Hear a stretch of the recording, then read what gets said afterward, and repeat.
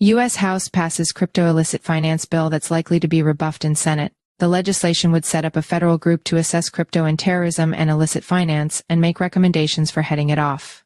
But the bill isn't expected to clear the Senate. A narrow bill to create a U.S.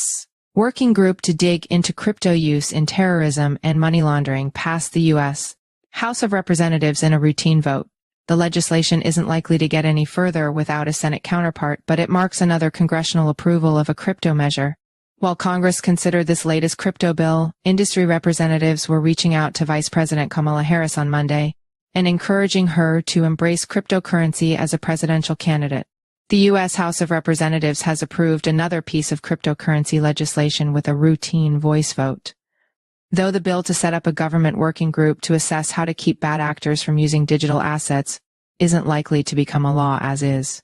The brief bill sponsored by Rep. Zach Nunn, Iowa, was among crypto provisions that had previously cleared the House Financial Services Committee, but despite the bipartisan progress for sector-friendly legislation in the House, such as the Financial Innovation and Technology for the 21st Century Act, FIT21, the Senate hasn't yet matched the House's crypto embrace. Nunn's effort, which was approved unanimously in the committee last year, would establish a temporary working group under the Treasury Department to dig into the use of digital assets in terrorism and money laundering and make recommendations on how to address it.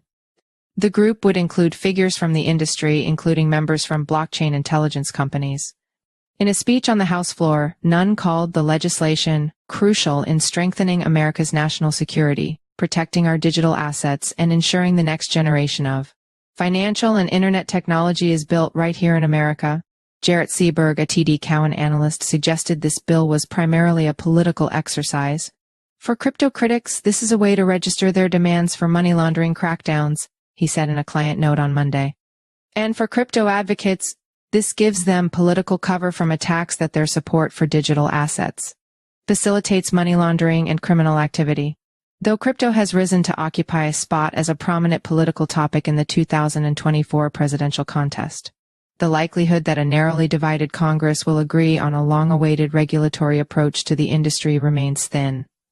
To that end, crypto insiders are keeping a close watch on a few relevant provisions being considered for the National Defense Authorization Act, the annual bill setting the nation's defense priorities. Also, on Monday, the Digital Chamber sent a letter to Vice President Kamala Harris, now being positioned by the party as the leading candidate to take the place of President Joe Biden as the Democratic nominee for president.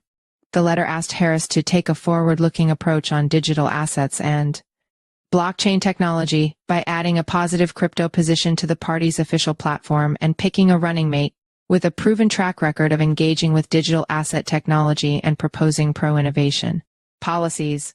The letter echoed a number of other prominent industry participants who similarly called for the potential Democratic leader to take a more crypto-friendly approach.